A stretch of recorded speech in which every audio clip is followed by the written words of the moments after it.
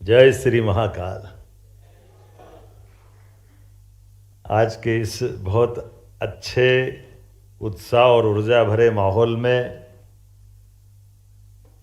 मध्य प्रदेश के road show के इस आयोजन में माननीय मंत्री श्रीमान कन्हैयालाल चौधरी साहब, जल संसाधन मंत्री, इस अवसर पर मंच पर विराजमान माननीय देवेंद्र सिंह शेखावत जी, आपका अभिनंदन है।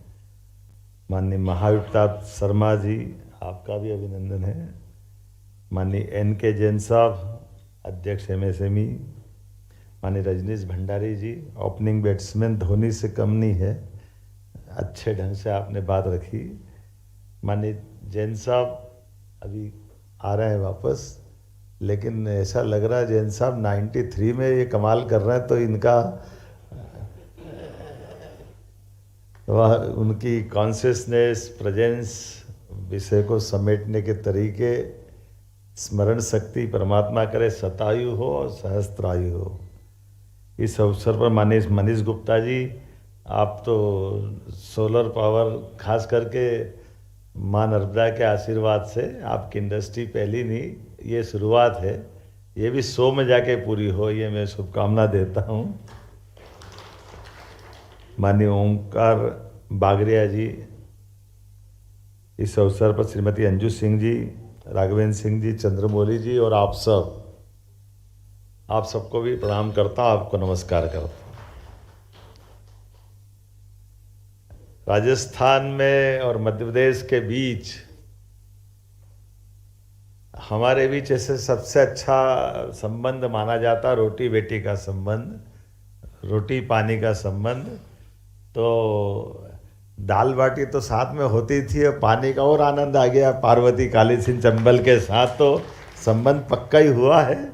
हमारे लिए सौभाग्य की बात है। सच में राजस्थान और मध्य प्रदेश तो जुड़वा भाई की तरह है, ये परमात्मा की कृपा है। राजस्थान और मध्य प्रदेश में कोई अंतर नहीं है। और आज के इस समय में यशस्वी प्रधानमंत्री श्रीमान नरेंद्र मोदी जी का जोरदार अभिनंदन करें, उनका ताली बजा करके स्मरण करें।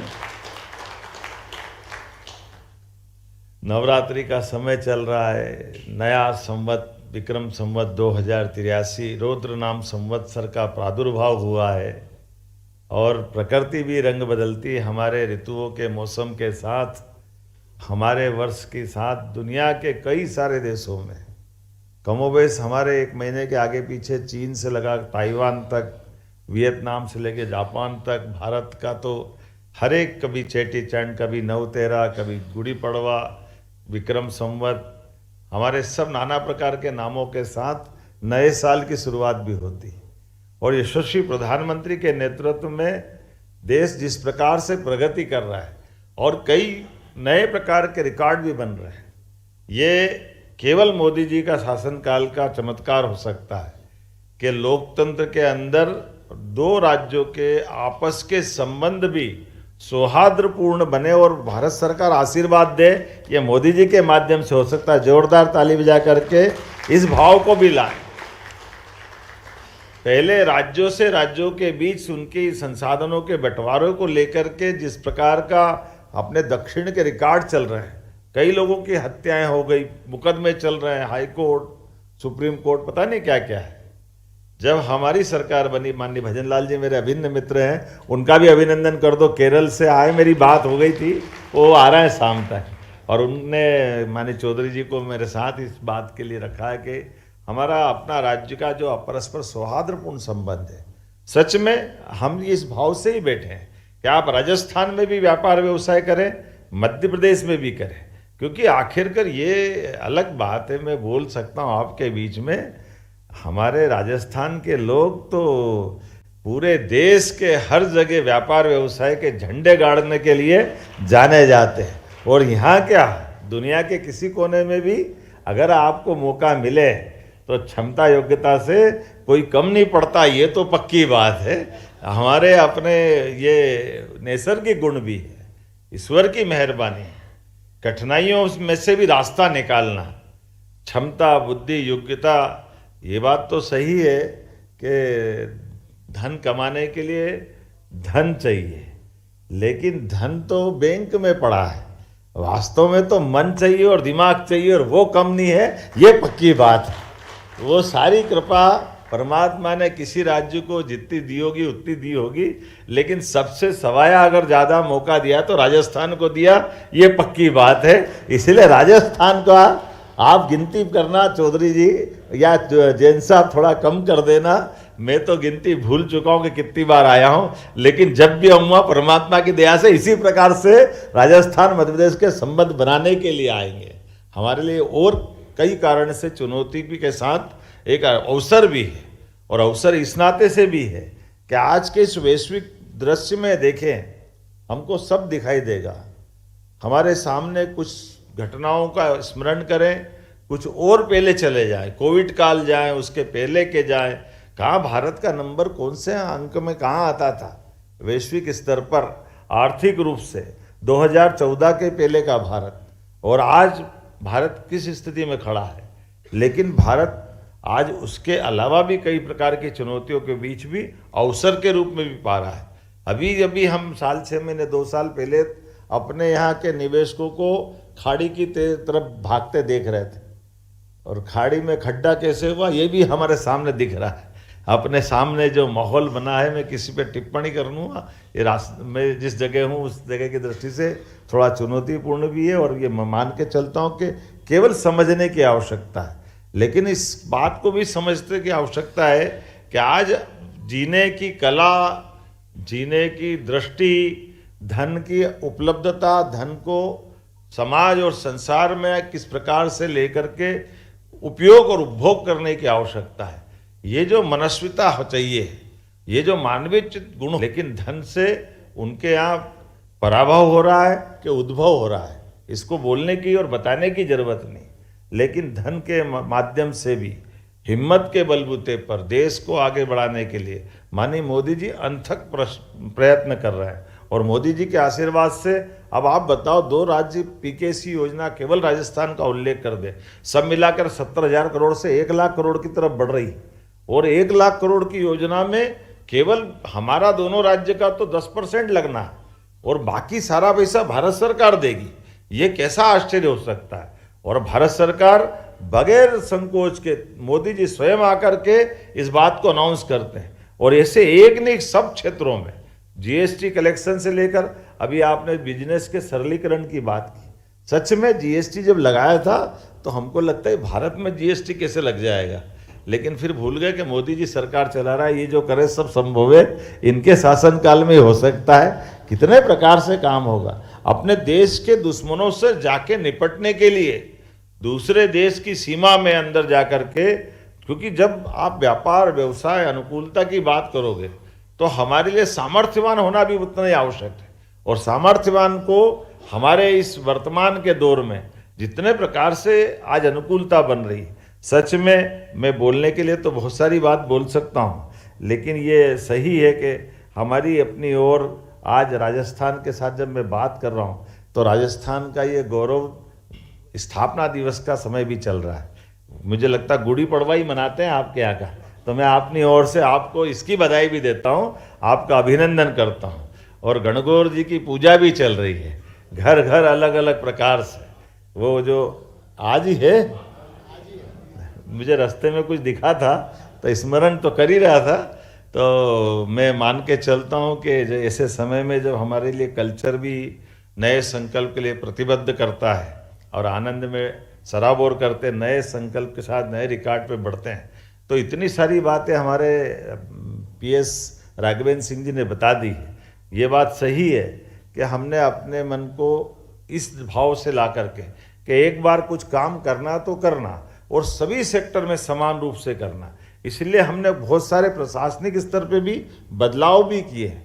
और बिजली की बात आपने कही, हमारी मध्य प्रदेश की बिजली से तो दिल्ली की मेट्रो ट्रेन भी चल रही है। आज के समय में जितनी सस्ती बिजली मध्य प्रदेश में है, 2 रुपया 9 पैसे से हमारी बिजली हम अपने यहाँ उपलब्ध करा रहे हैं। कितने प्रकार से क्या क्या सोच रहे हैं, कुछ कल्पना करना कठिन है, लेकिन हर एक तरह से व्यापार व्यवसाय को बढ़ाने के लिए एमएसएमई, हेवी इंडस्ट्री, लघु कुटीर उद्योग और सभी प्रकार के क्षेत्र में जितने प्रकार से कर सकते हैं वो हम लगातार कोशिश भी कर रहे हैं। और उसी प्रकार से इंडस्ट्रियों का प्रकार भी हमारे लिए आज उतना ही महत्व का है।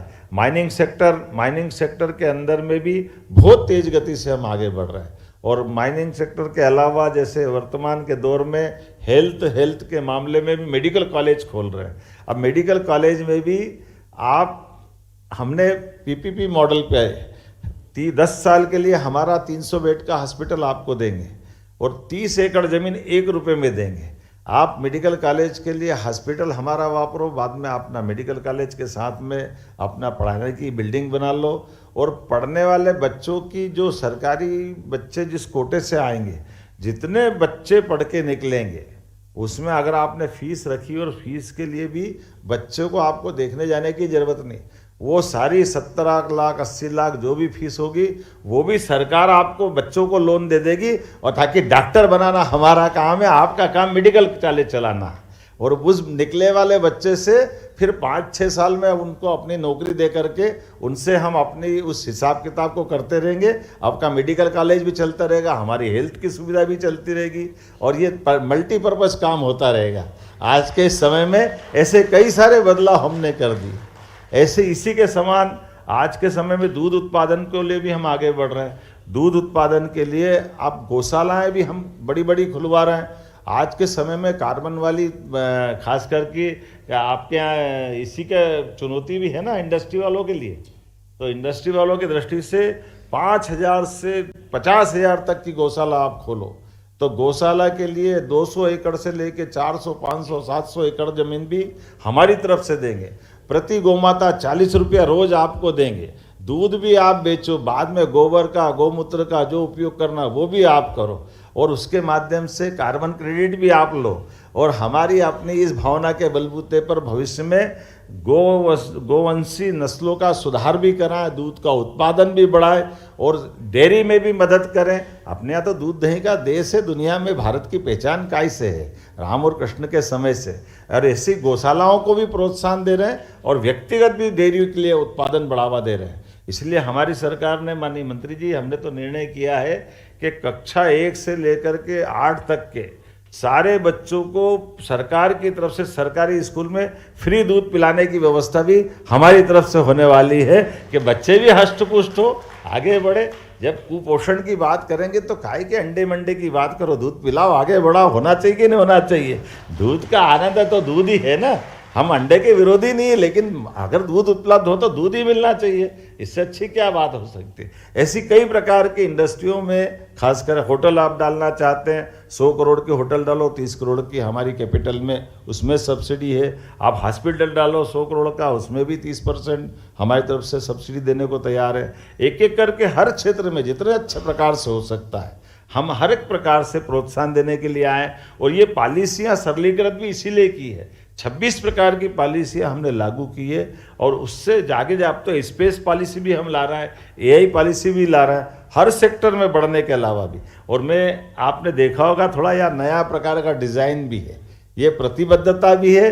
बार बार आना तो ठीक ही ठीक है। जैन साहब की दृष्टि एक तरफ और छूट गई। मैंने आपको ये स्मरण करा रहा था कि हम अपने इन कामों के लिए इतना अच्छा स्पेस देते हैं कि पहले सारे उद्योगपति बोले और मुख्यमंत्री बैठे बैठे घंटे 2 घंटे सुने। ये भी तो बड़ी बात है कि नहीं? ये भी तो कम बड़ी बात। जब काम का, धंधा का और अच्छे प्रकार से व्यवस्था का काम का सवाल हो तो घड़ी बंद करके बैठने की जरूरत होना चाहिए कि नहीं होना चाहिए? दिल खोल के सुनो, सबकी बात सुनो, सबके आइडिया काम आएंगे और उसी से तो रास्ता निकलेगा। जब हमको ठोस काम करना है तो मनस्थिति भी वैसी चाहिए। और जैसे आपने कहा फॉरेस्ट बढ़ रहा है, वो आप टाइगर देख करके आए। अब टाइगर सफारी हमने अपने रीवा में बना दी और रीवा के अंदर में एयरपोर्ट भी चालू कर दिया है। और एयरपोर्ट के माध्यम से हमने अपनी एविएशन पॉलिसी मध्य प्रदेश सरकार ने चालू की। और मध्य प्रदेश सरकार में एविएशन पॉलिसी के बलबूते पर आप सिंगरौली भी प्लेन से जा सकते हो, आप रीवा भी प्लेन से जा सकते हो। और भारत सरकार की जितनी एविएशन कंपनी वो सब दौड़े दौड़ी मध्य प्रदेश आ रही है, क्योंकि हेलीकॉप्टर में भी और हवाई जहाज में भी दोनों जगह हम VGF दे रहे हैं। तो 50,000 की टिकट में 35,000 भारत सरकार को हमारी तरफ से हम पर सीट मिला रहे हैं। 15 लाख की अगर इंटरनेशनल सर्विस अगर उनकी हमारे यहाँ आती है तो पर फ्लाइट तो लगभग 1 से 1.5 घंटे की फ्लाइंग दोनों तरफ होगी।